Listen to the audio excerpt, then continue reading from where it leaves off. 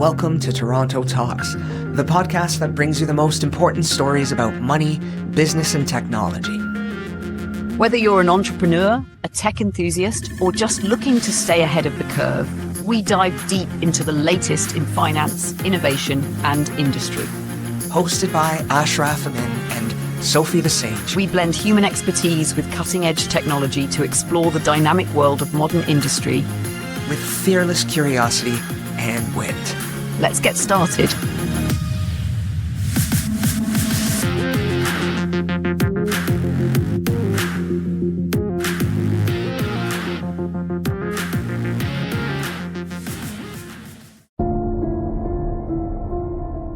When people say trust is collapsing, it sounds vague, like a mood. But the thing that's actually breaking isn't trust. It's something deeper. Because even when systems still function, even when planes land, paychecks clear, hospitals operate, something isn't holding anymore. And people can feel that, even if they can't name it.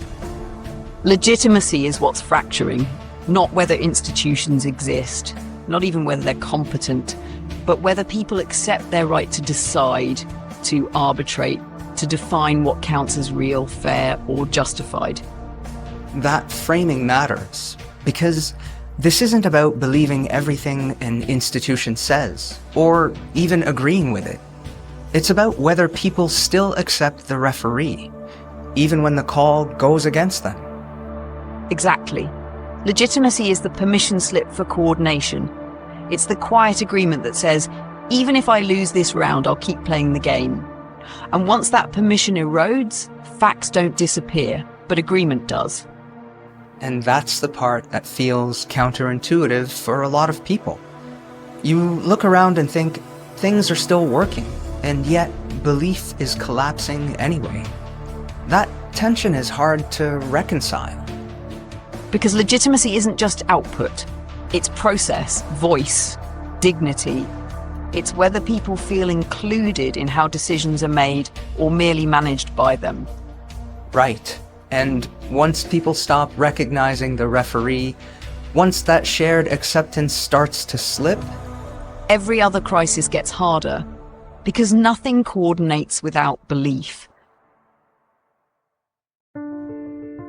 All right, Sophie, let's slow this down for a moment because people use these words interchangeably all the time. When we say trust, credibility, legitimacy, what are we actually talking about? That distinction is everything. Trust is personal and emotional. I trust you because I feel safe with you. Credibility is technical. You've been right before. You have expertise. Your data checks out. But legitimacy is collective. It's social. It's whether we as a group accept your authority to decide, even when we don't like the outcome. You can lose trust and keep legitimacy. You can lose credibility and keep legitimacy. But once legitimacy collapses, nothing scales. Okay, yeah, that really helps explain why the data feels so uneven. And why this doesn't look like a clean, across-the-board collapse of everything all at once. Exactly. If this were just people are more cynical now, we'd see trust falling everywhere at the same rate. But we don't. Trust in political institutions and media has dropped sharply. In the US, confidence in the federal government is now barely above 20%, and Congress is in the single digits. Globally, trust in representative political institutions fell by almost 10 points over the last few decades. But at the same time, trust in science held relatively steady, trust in the military increased, trust in police rose globally, and some democracies, the Nordics and New Zealand, saw rising institutional trust. That tells us something crucial. This isn't inevitable, it's structural. So when you say structural, I want to sit with that for a second, because what's actually breaking underneath the surface?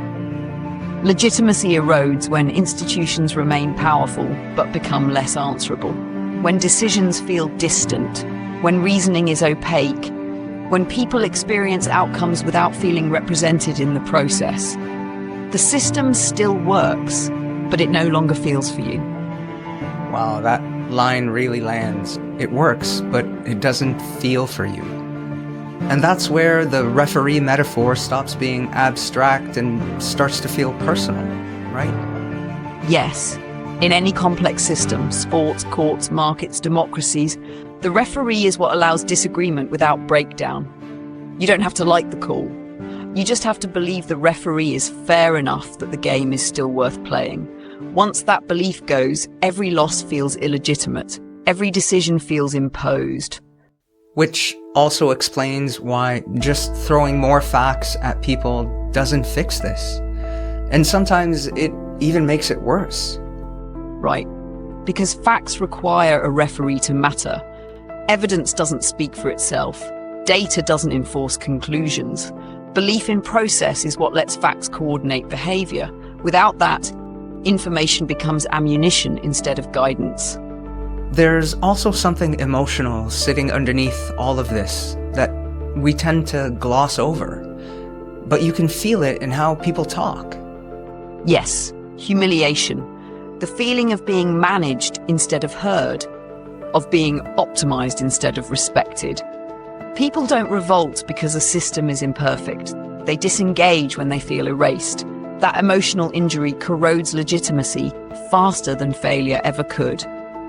And once that inquiry sets in, the consequences aren't abstract anymore. They show up everywhere. When legitimacy collapses, every other crisis becomes harder. Public health requires compliance. Economic reform requires sacrifice. Climate response requires coordination over time. Without legitimacy, even correct decisions become impossible to execute. So when people say, "I don't trust the system," it's not always because the system failed them in some obvious way, right? Often it's because the system stopped recognizing them as participants. They weren't convinced, they were processed, they weren't persuaded, they were optimized. And legitimacy can't survive that. Yeah, and that helps explain why reassurances and messaging doesn't land anymore. Why people hear it as noise instead of repair. Because legitimacy isn't a branding problem. It's a design problem. People don't need institutions to be perfect. They need them to be accountable, legible, and fair enough to lose to.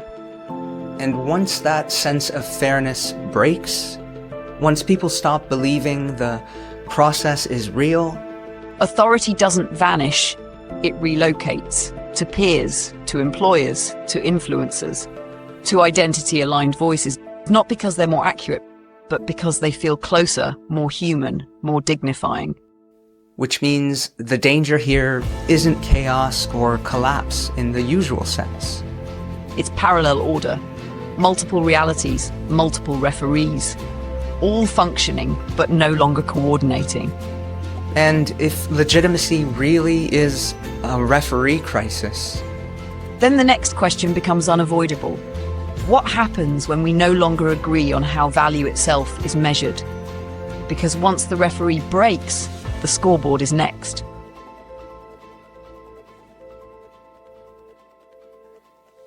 Here's where the legitimacy crisis starts to feel genuinely uncomfortable. Because in many places, the system isn't obviously failing.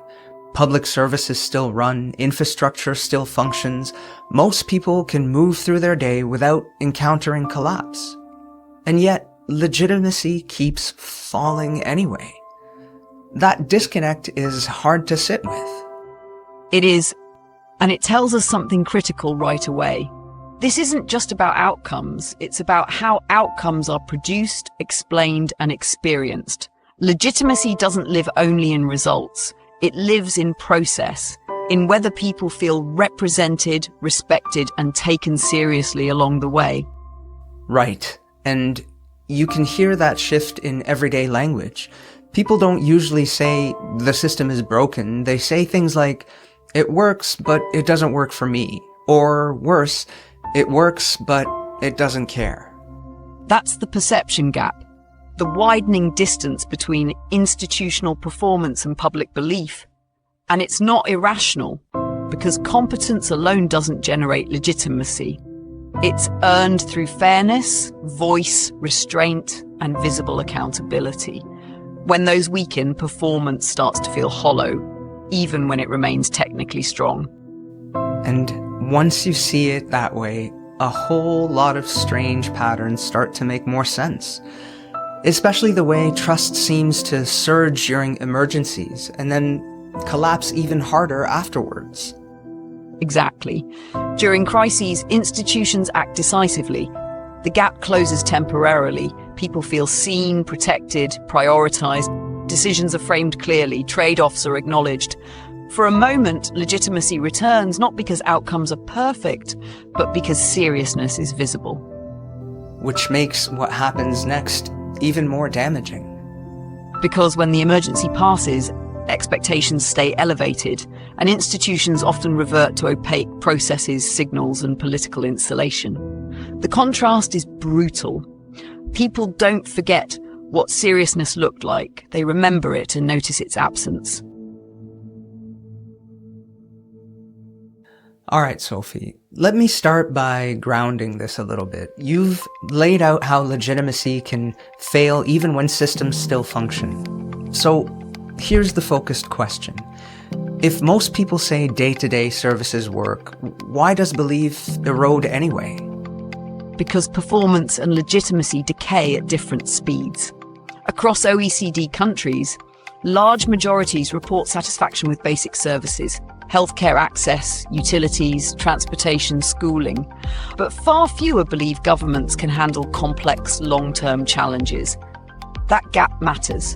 It says, I don't doubt your ability to operate. I doubt your judgment when it counts. That distinction is important because it reframes the crisis. People aren't reacting to constant failure. They're reacting to uncertainty about priorities, about foresight, and fairness under pressure. So let me push this a little further. Is this really about competence at all, or is it something else? It's more about integrity than competence. Data suggests only a minority of legitimacy decline is tied to concrete institutional failures. Most of it tracks perception, polarization, and narrative drift. How decisions are explained, justified, and contested. People will forgive mistakes. What they struggle to forgive is the sense that decisions are self-protective, inconsistent, or insulated from consequence. Right. So even when institutions get the answer right, they can still lose trust if the decision-making feels closed or unaccountable. That makes process sound less like a secondary concern and more like the core issue. It is the core issue. Voice, fairness, transparency, reversibility. People don't need to win every decision, they need to feel counted. When those signals disappear, legitimacy drains even if outcomes remain acceptable. Yeah, that helps explain why crisis moments are so revealing. Because suddenly people can see what accountable coordination actually looks like. So why do those moments tend to backfire afterwards? Because contrast damages trust more than slow decline. In emergencies, institutions act decisively. Messaging is simple. Trade-offs are acknowledged. Accountability is visible. When that seriousness evaporates afterward, when overpromising returns, explanations thin, and consequences blur, the whiplash does more harm than slow erosion ever could. Right, which reframes the public whiplash as something more rational. Not fickleness or short memory, but disappointment that seriousness wasn't sustained. And that brings me to something else. Why don't scandals always trigger the collapse? Because by the time a scandal hits, belief has often been eroding for years. Big scandals matter, but ambient cynicism is more corrosive. It's the drip, not the rupture. Missed explanations, metrics without meaning, decisions that technically comply while emotionally alienating. Got it. So disengagement becomes the dominant response, not outrage. And that's easy to misread, isn't it? Very easy. Disengagement doesn't look like rebellion, it looks like withdrawal. Lower expectations, less participation, less belief that correction is possible. And that's why messaging alone can't fix this. PR assumes belief is cosmetic. This is structural. Which leads to the most dangerous part. What happens once disengagement sets in? Disengagement says, I don't expect better anymore. And that's fatal to coordination. Once people stop believing institutions will listen, explain, or correct, legitimacy doesn't just weaken, it stops regenerating. So what really stands out is how often legitimacy collapses without a single deferring scandal. No one moment you can point to and say, this is when it broke. Because it usually isn't one event. It's accumulation, missed explanations, decisions made behind closed doors, metrics offered instead of meaning. Over time, belief doesn't shatter, it thins. And once that thinning reaches a certain point, even good decisions stop landing. Exactly. Institutions can deliver technically correct answers and still lose the right to lead. Because legitimacy isn't secured by correctness alone, it's about being recognizable as fair, grounded, and accountable to the people affected. And once that recognition fractures, the consequences don't stay contained inside institutions. No, people start looking elsewhere for truth, guidance, and belonging. Not because alternatives are better, but because they feel closer, more responsive, more human. Which connects directly to what comes next. Because when legitimacy weakens, shared reality doesn't just thin. It fragments. And once shared reality fractures, coordination becomes harder, trust becomes localized, and meaning starts migrating out of formal systems. And that's where the next fracture opens. Not just in trust, but in how people understand truth, authority, and belonging. Because when legitimacy fades, people don't stop needing meaning. They just start sourcing it elsewhere. This episode of Toronto Talks is brought to you by Conquest Distributors, your trusted source for shipping, packaging, and warehouse supplies. For nearly 20 years, they've helped Canadian businesses thrive with fast, reliable service and a commitment to integrity and efficiency. Getting the products you need when you need them has never been easier. Now, let's talk about something real. With the latest round of tariffs coming from south of the border, supporting Canadian manufacturers and supply vendors isn't just good for business, it's good for Canada. So why keep funneling money to US giants like Uline when you can get the same or better quality products right here at home?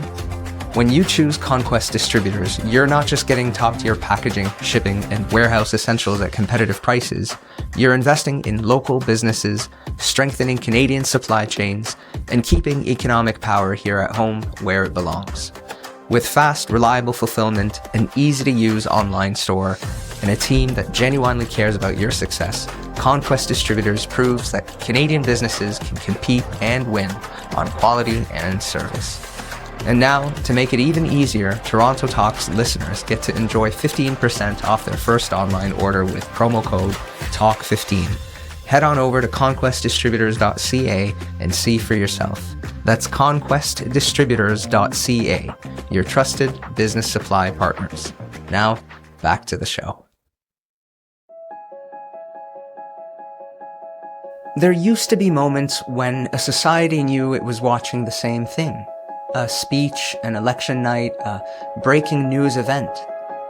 Even if people disagreed, they were disagreeing inside a shared frame, arguing about the same facts, the same images, the same reality. That shared frame has collapsed, not because information disappeared, but because it multiplied. We didn't lose facts, we lost common knowledge. The awareness that other people are seeing what you're seeing, weighing what you're weighing, and reasoning from the same evidentiary ground. Right. And once that disappears, disagreement changes shape entirely. It's no longer about conclusions, it's about premises. Exactly. It becomes disagreement about sources, standards, and referees. Who counts as credible? Which voices even get to define the question? And once those foundations diverge, conflict stops being resolvable through argument alone. Which quietly but completely changes how persuasion works. Or doesn't. Radically. Persuasion assumes overlap, some shared inputs, some mutual recognition of evidence or process. When that overlap collapses, arguments don't fail because they're weak. They fail because they never land. They don't enter the same mental space. And that reframes abundance itself. Information abundance used to feel like a democratic expansion. Now it feels like something else entirely. Because abundance isn't neutral, it impacts coordination. Every additional stream increases choice and erodes consensus. Legitimacy stops hinging on being correct. It starts hinging on being seen. Which sets the stage for what feels like a deeper break. Not just in media, but in shared reality itself. And once shared reality thins, everything downstream, trust, authority, cooperation, becomes harder to sustain. Alright, Sophie, let me ground this historically, because that context matters. How structurally different is today from previous media environments where people still managed to coordinate? It's a genuine structural break. In the 1980s, a single televised event could reach roughly 60% of households simultaneously. There was a dominant broadcast layer. Today, no single source reaches even half the public. Television no longer anchors the information ecosystem. Social and video platforms now dominate news consumption in many democracies, especially among younger audiences. That alone dissolves the idea of a shared starting point. Yeah, that's a crucial shift.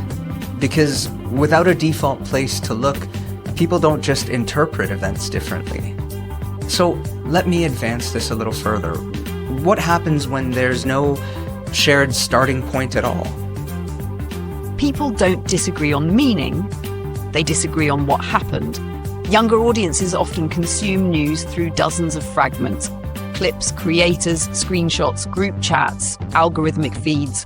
There's no dominant anchor that organizes attention before interpretation begins. Reality becomes assembled rather than received. Yeah, that helps explain why abundance flips from being a strength into a liability. Not because there's too much information, but because there's nothing anchoring it. So, where do algorithms fit into this picture? Algorithms function as invisible governance. They don't tell people what to believe. They decide what appears, in what order, and with what repetition. That's power. And because it's personalized, two people can use the same platform and inhabit entirely different informational worlds. Right. That's an important distinction, because it suggests that this isn't just about bias or misinformation.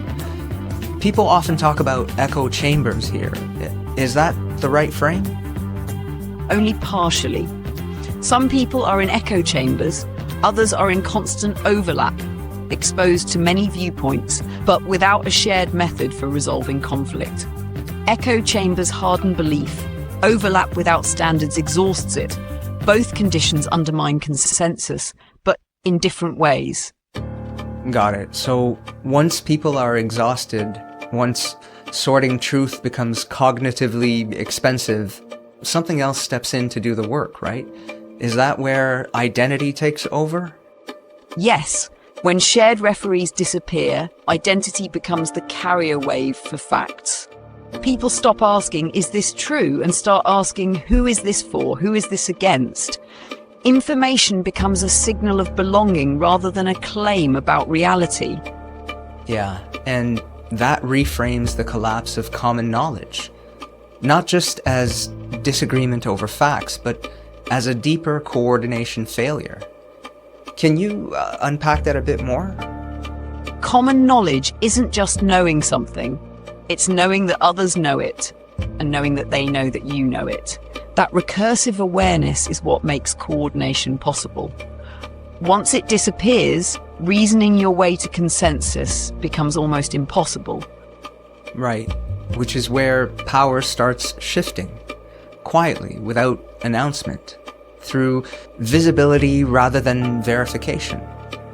From truth control to attention control, it matters less who is most accurate and more who can command attention, loyalty, and repetition. Truth doesn't vanish, but it has to compete under different rules. I think what unsettles me the most is that this fragmentation doesn't actually feel chaotic when you're inside of it. It feels normal. Each feed feels coherent. Each reality feels internally consistent. Instability only appears at the boundaries, when coordination is required. Right. Moments like public health, elections, shared sacrifice, situations where disagreement suddenly carries real consequences. Any moment that demands agreement beyond a tribe, that's when the cost of fragmentation shows up, not as confusion but as paralysis. And without a referee everyone accepts, disagreement doesn't just persist, it escalates. Because without a referee, every disagreement becomes existential, not wrong versus right, but us versus them, which helps explain why authority doesn't disappear when legitimacy erodes. It migrates away from distant institutions toward voices that feel closer, more human, more aligned, not necessarily more accurate, just more recognizable. So the end of the shared feed isn't really a media problem at all. It's a legitimacy problem. Once reality fragments, authority doesn't vanish. It gets replaced, and not always by something sturdier. Which brings us directly to what follows, because when shared reality breaks, meaning, identity, and power all start reorganizing at once. That reorganization doesn't stay informational for long. It becomes social, political, moral, and that's the next fracture.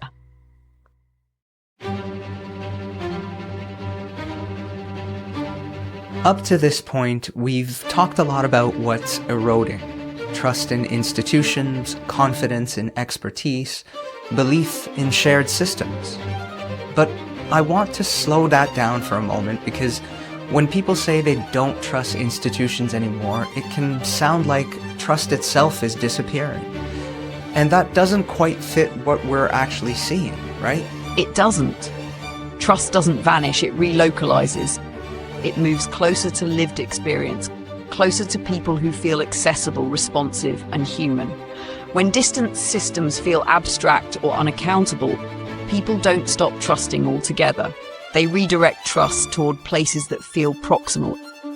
Yeah, and that distinction really matters. Because if trust is moving rather than collapsing, then declining institutional trust isn't the same thing as social nihilism. It's a shift in where legitimacy is being assigned. Exactly. People increasingly report trusting someone like me at levels comparable to experts or scientists. They trust employers more than governments, peers more than national institutions. Not because those actors are more objective, but because they feel more legible and more responsive. Yeah, and when you frame it that way, it stops sounding like a rejection of authority itself, and starts sounding like a rejection of distance. That's right. What's being rejected is authority that feels insulated, abstract, or unaccountable. What replaces it is relational legitimacy. Authority earned through familiarity, responsiveness, and perceived alignment rather than position or credential. Which, at least initially, can feel healthier. Less hierarchy, less abstraction, more direct accountability. Local trust can restore dignity. Proximal authority can feel humane. But it also introduces new risks, because proximity doesn't guarantee accuracy, fairness, or restraint. So, already we're sitting inside a tension. Emotional stabilization on one side and structural fragmentation on the other. And that tension defines what replaces authority in a low legitimacy environment.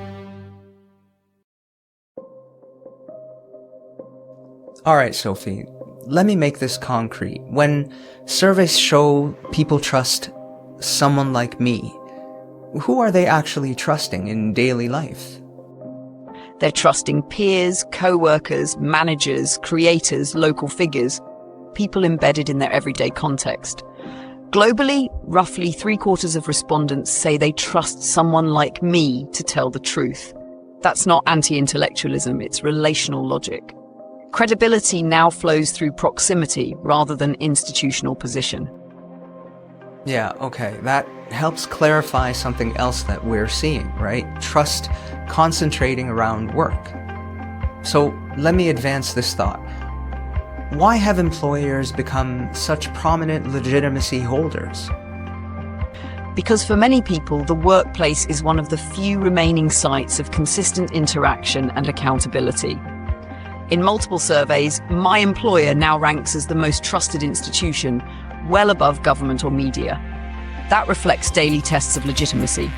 Do you explain decisions? Do you keep your word? Do people feel seen? Authority becomes legible at that scale. Yeah, that makes sense, especially when larger systems feel so remote.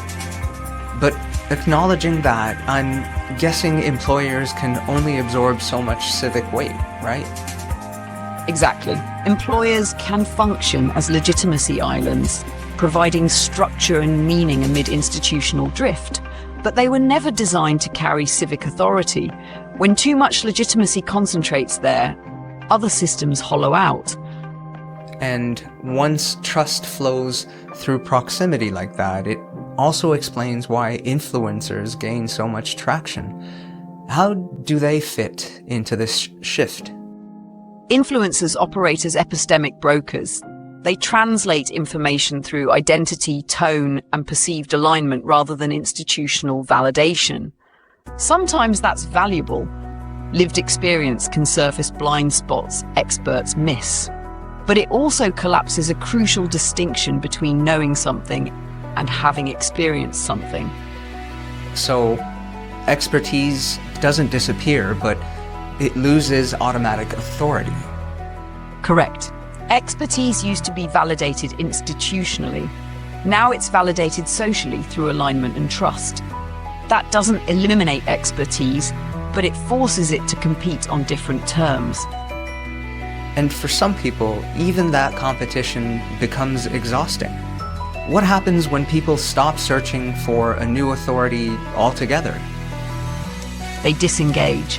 A growing minority trusts no institution at all, not from rebellion, but fatigue. They assume leaders mislead. Systems self-optimize. Disengagement becomes a form of self-protection. Yeah, that makes sense. That reframes cynicism altogether, not as an attitude, but as a coping mechanism, right? Yes, cynicism feels rational in a low legitimacy environment, but it's corrosive. Legitimacy depends on participation. Once people stop showing up, coordination collapses quietly. Yeah, it sounds like what you're describing here isn't clean decentralization, but more like a partial, unstable redistribution of trust. Exactly. Some decentralization restores dignity and agency, but without shared standards, it risks sliding into dissolution, islands of trust. What feels most unsettling is how many people now say they trust no institutions at all. Which sounds radical, but usually isn't. It's less rebellion than resignation, a belief that leaders mislead, systems self-optimize, and truth is always filtered through power. And once someone reaches that place, pulling them back into shared systems becomes incredibly difficult. Because cynicism hardens into worldview, disengagement feels rational, and legitimacy erodes faster because you can't coerce participation into existence. So what we're left with isn't chaos, it's something that functions just well enough to mask its fragility. Islands of trust in a sea of doubt, employers as legitimacy hubs, influencers as epistemic brokers, communities bound by identity more than evidence. Some of it adapts, some of it is brittle.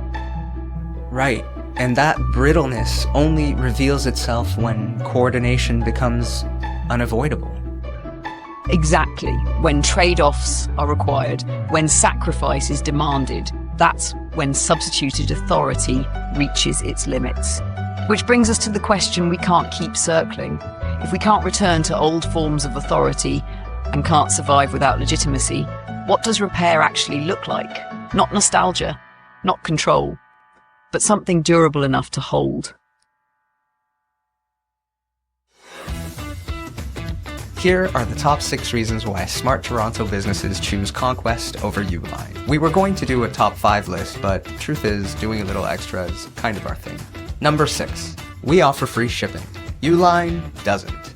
I mean, it doesn't really get any simpler than that, does it?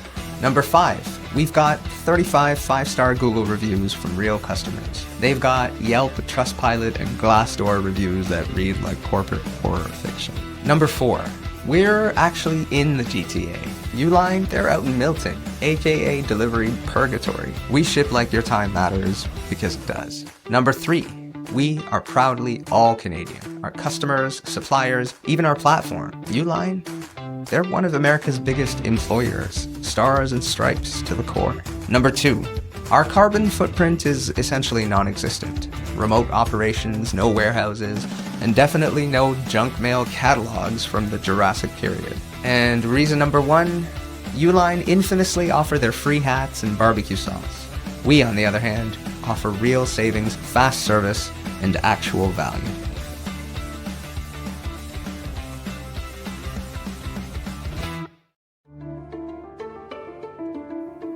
There's a really strong instinct when legitimacy collapses to look backward, to ask what we lost, to imagine a time when authority felt stable, shared, and unquestioned.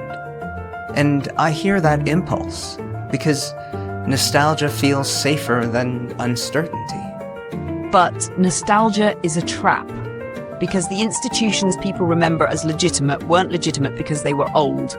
They were legitimate because they worked, listened, and restrained themselves within the conditions of their time. Those conditions are gone. That's an important distinction.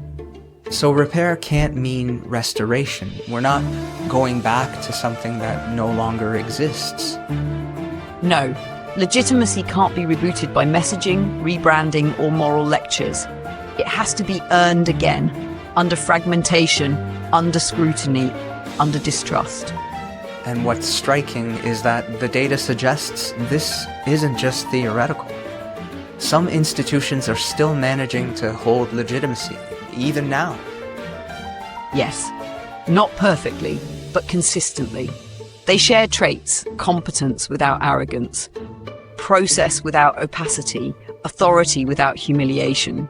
They don't demand trust, they make themselves verifiable. That reframes the entire problem.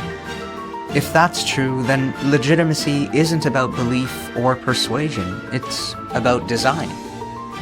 Legitimacy isn't a belief problem, it's a design problem. And design problems can be solved, but only if institutions accept limits, invite oversight, and tolerate friction. So let's sit with that for a minute, because this is really important. If legitimacy can be retained under these conditions, what are those institutions actually doing differently day to day? They behave as if legitimacy is fragile, because it is. Institutions that retain trust tend to share a few structural traits.